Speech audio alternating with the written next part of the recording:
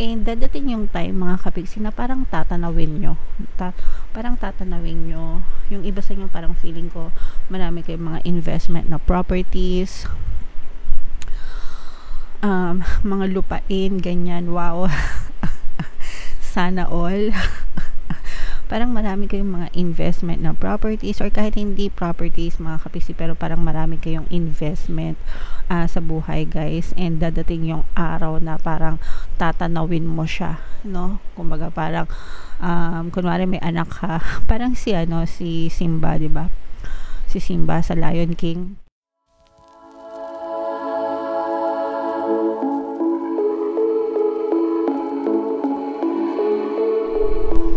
Hello guys, hello Virgo, welcome back to Pinay Pixie Tarot. Ang pamagat ng episode natin for tonight is Past, Present, Future. Ito isang timeless reading para sa Virgo, Sun, Moon, Rising, Sign, and Venus.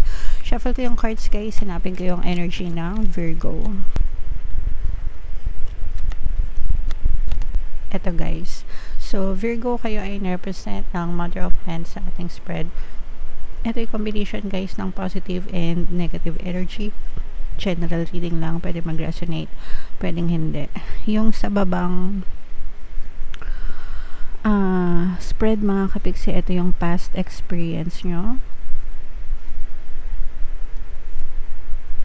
So, ito guys, nakikita natin na this is a very negative energy, yung mga na-experience nyo sa past, mga kapisi. It's actually a combination of both positive and negative energy. Kasi yung iba sa inyo, may magandang opportunity na dumating sa inyo pagdating sa inyong kabuhayan, no? So, pwedeng nagkaroon kayo ng opportunity. Tapos, ang nakita natin is pinush nyo itong opportunity na to, pero malala yung kapalit niya. Ibig sabihin, there were a lot of sacrifices, marami kayong sakripisyo, marami kayong sama ng loob, marami kayong heart pain, heartaches, no?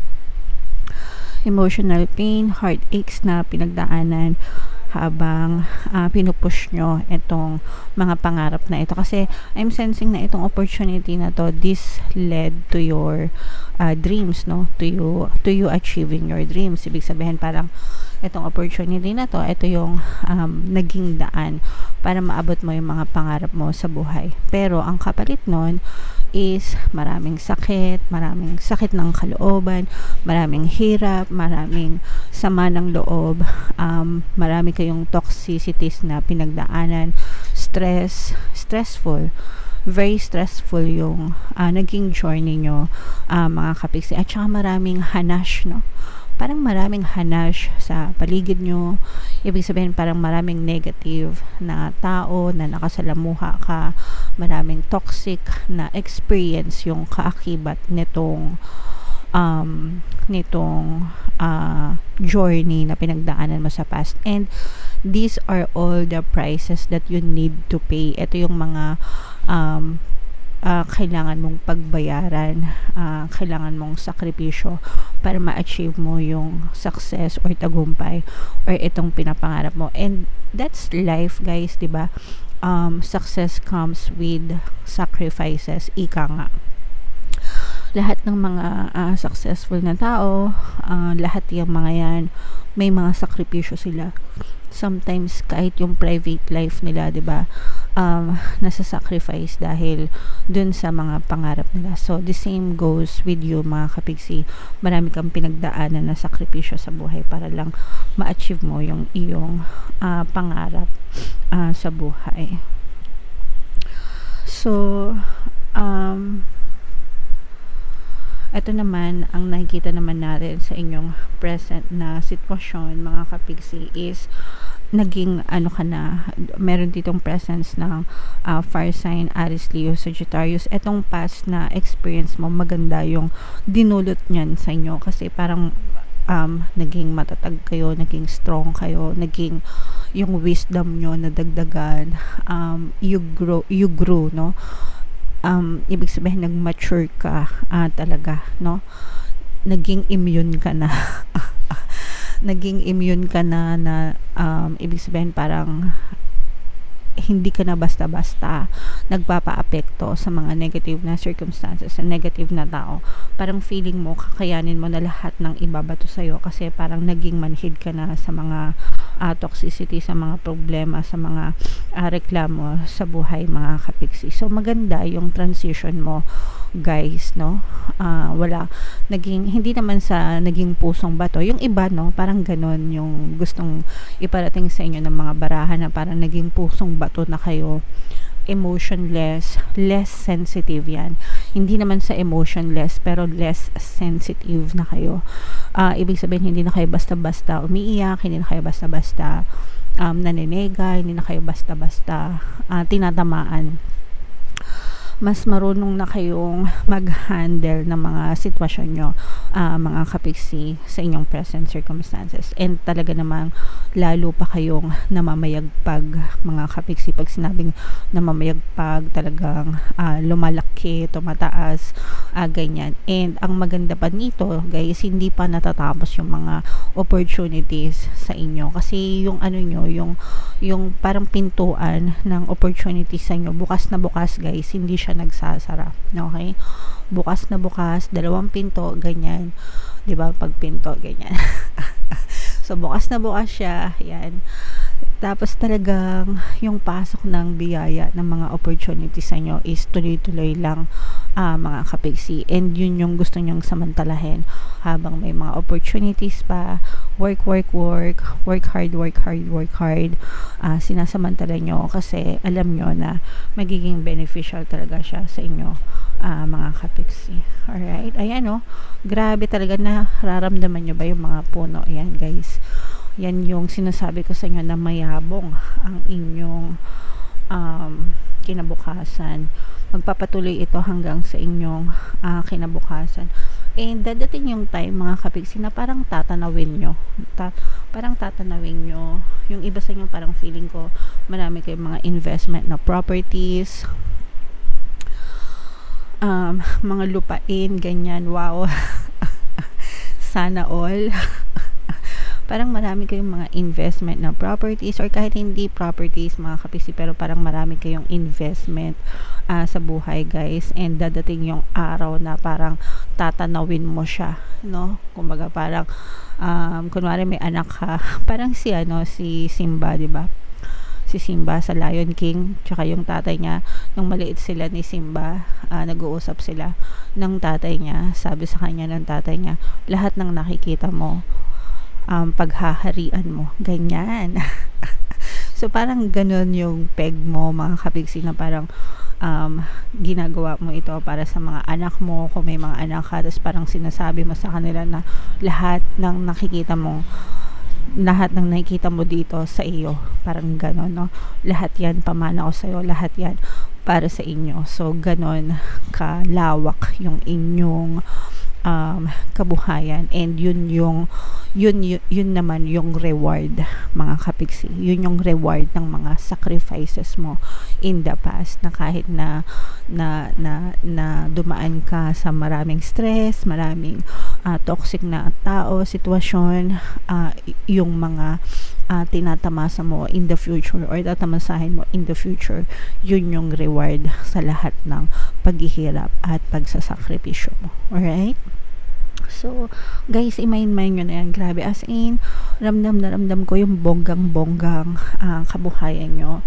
Pero, deserve nyo yan, guys. Deserve nyo itong mga rewards na to, kasi talagang yan ang rewards sa inyo ni universe, bunga na kapalit ng mga sakripisyo nyo, guys. So, i-mind nyo na yan. Mind masaganang buhay, mind tawag dito, basta masagana. Basta masagana ang buhay mo, Virgo. So, i-mind mo na yan sa comment section. Alright? So, tingnan natin, Virgo, comment down below, no, if naka-resonate kayo dyan sa mga messages na yan. Shuffle natin to, guys. Habang sinashuffle natin to, panoorin nyo muna tong video natin regarding sa ating paano mag-manifest ng abundance video course. Kapiksi, sawa ka na ba sa mga struggles at hirap sa buhay mo? Masipag ka ba at masikap sa buhay ngunit hindi ka pa rin umaasenso? Ilang beses ka na bang nag-attempt magnegosyo at mag-invest pero palagi ka pa rin nalulugi? Sa pagkakataon na ito ay maaaring may subconscious beliefs ka na nagiging balakid sa iyong pag-unlad at pagyaman. Introducing, paano mag-manifest ng abundance video course. Dito ay matututunan mong ma-overcome ang mga balakid mo para tuluyan ka ng umunlad, umasenso, sumagana, maging matagumpay, successful at maswerte sa iyong kabuhayan, pera, trabaho, negosyo, salapi at kaperahan ng bonggang-bongga. Dali, mag-send na ng email sa pinoypixitaro@gmail.com at simulan na ang iyong pagyaman ngayon. Alright, so sabay-sabay tayo magpayaman ngayon 2024 mga kapiksi. Mag-avail na kayo ng course guys kasi sobrang ganda talaga niyan. And good news mga kapiksi dahil ngayong February until 29 mga kapiksi magbibigay ako ng 200 pesos na discount sa lahat na mag-avail ng course until February 29 guys, kaya mag-avail na kayo and sobrang ganda niyan. Meron din tayong email coaching, manifest your desires using the law of attraction. If meron kayo mga specific na gusto nyong i-manifest sa buhay nyo, pwedeng love and relationship, pwedeng money or career mga kapiksi, pwede kayong magpabook ng email coaching session with me. Mag-send lang kayo guys ng email sa pinoypixitaro@gmail.com.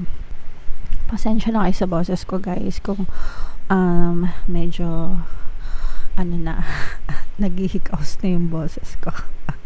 So, grabe, sobrang ganda nito guys. We have victory and we have take your power back. Sabi ko naman sa inyo guys, talagang puro success, tagumpay, masaganang pamumuhay talaga yung inyong ma-experience or currently na-experience and magpapatuloy pa yan sa future mga kapiksi. Just keep the momentum and just keep on going, moving forward, focusing on your goals and focusing on your desires. Talagang puro resulta lang yung makikita nyo sa buhay nyo mga kapiksi.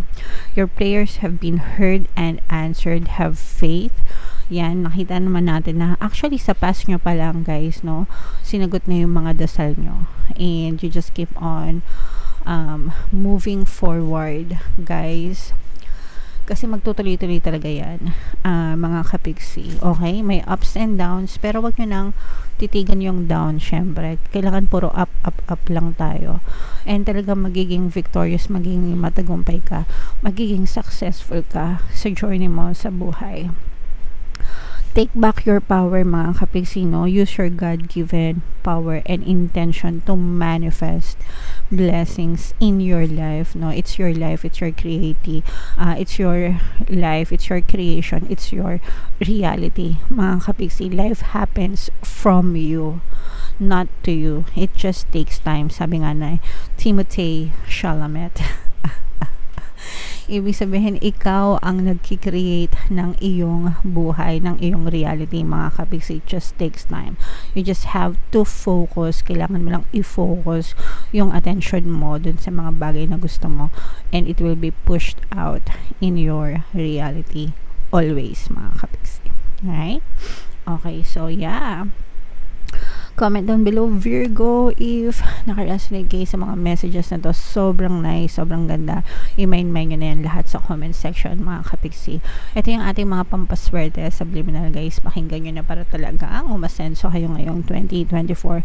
And ito naman yung ating success stories ng paano mag-manifest ng abundance video course. Click here to subscribe guys and click here to join our membership program. Thank you for liking, sharing, and subscribing. See you again next time. I love you all guys. Have a nice day. Bye bye.